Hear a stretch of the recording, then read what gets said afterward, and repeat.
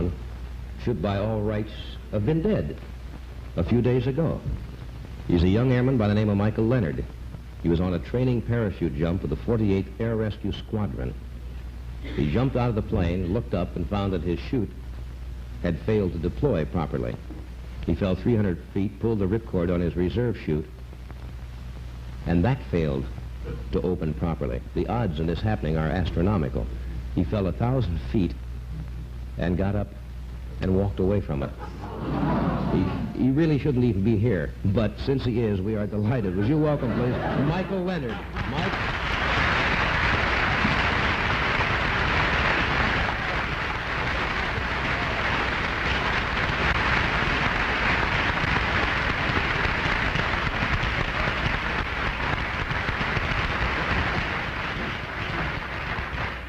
Well, Mike, what's new?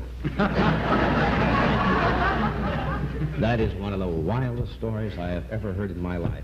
Flying myself, as Skitch does, when Skitch came up and we were talking about it, that is one thing I guess that everybody thinks about. Like, I wanted to take up skydiving.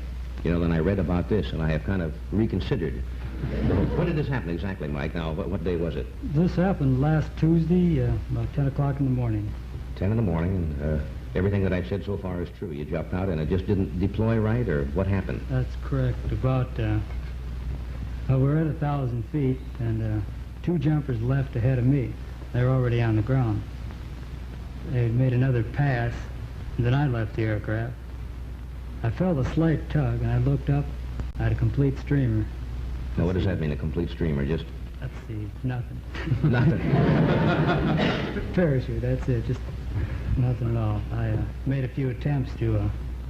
I attempted twice to shake it loose, and...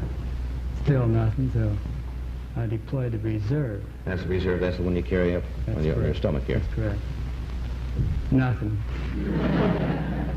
What was your initial reaction? Now, you... that's a stupid question.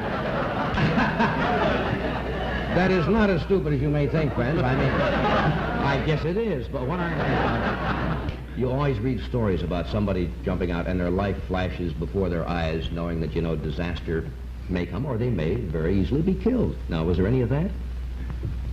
That was the last 300 feet. The last 300. What was the first thing that you started thinking about, just to get the... About the first 7, I just concentrated on getting the chute open and trying to get it open, not getting it open. And about the last 300, or at 300, in the immediate area anyway, I figured, forget this, I've got 300 feet left, do the best I can at a parachute landing fall. That's concentrating on rolling, feet together, the works. And a little bit of rolling just when I landed, just before impact. Evidently, everything worked out fine. Well, didn't you think at that any time at all that this is it? I mean, sayonara? I mean, no, in retrospect, you know, that they say that this happens, you know. But you never thought of that? You just kept working? No, I figured I made my last jump. Were you angry at all? Well, I mean, you know... These pretty stupid questions, aren't they, friends? No, but what I mean, you might have got angry at the guy who packed the chute. Right away, this wouldn't be somebody you'd be too happy with, you know. I couldn't. I didn't have time, and... You see, now the parachute landing fall, exactly explain that to the people, what that means. Can you demonstrate for us the way you're supposed to light when you make a regular scheduled jump? Sure. Just briefly right here. In other words, you're coming down in the chute and you're approaching the ground, and you don't normally look at the ground, do you? True. No. Very succinctly put, Mike. All right. Now, approximately 100 feet off the ground, you should attempt this under normal conditions. But this is a little abnormal. I figured so about 300 feet. I have a little abnormal, you think? Yeah. So about 300 feet, I had my feet together, knees bent, and well, I had a hold of the risers. That's the two main webbings here going into the suspension lines. And I had my knees bent and was concentrating mostly on the roll and partially giving at the same time. and I haven't got room to fall on the floor. So in other words, the trick is to distribute the weight over True. most of the body. Balls of the feet to absorb approximately 40%, and thusly I maneuvered in and landed mostly on this back part of the muscle here. Kind of roll to take all the weight That's correct. on your shoulders. Now, what happened now right after you hit the ground? Did any time did you lose consciousness after you hit at all? No, knocked the wind out of me.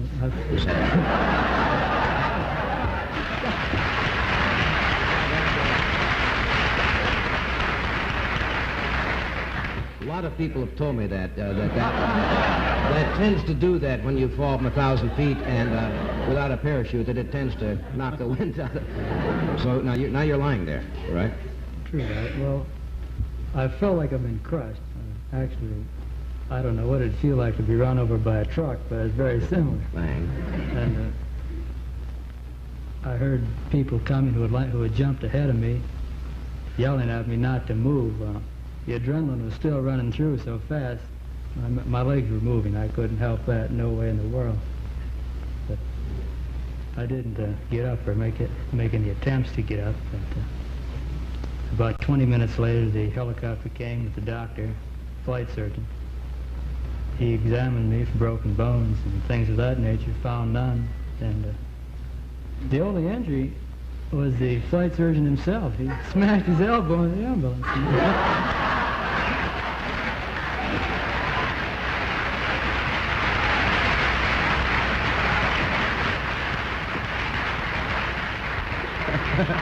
That was the main injury, huh? The flight surgeon. Are you gonna continue jumping, Mike?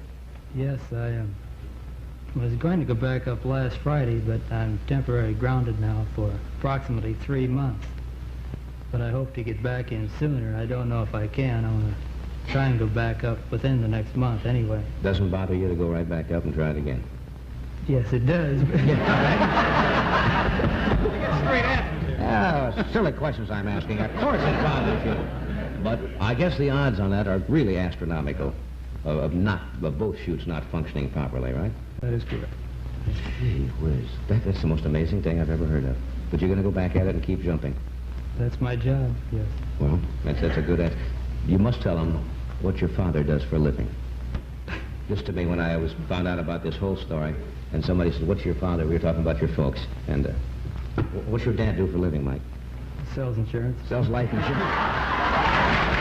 Mike, congratulations. Thank you for being here.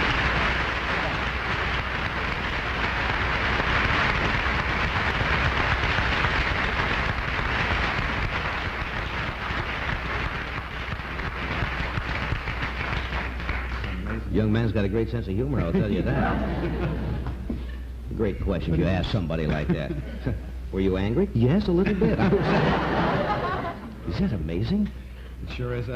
He was a little modest, though, I think, because I read somewhere that his commanding officer said that the thing that really saved him was the fact that he made an absolutely perfect landing, the type that yes, parachute landing. Had the presence of mind with all of those things happening to still remember what he learned, and which speaks well for the training and for him. Now here's a real handful of beer drinking pleasure.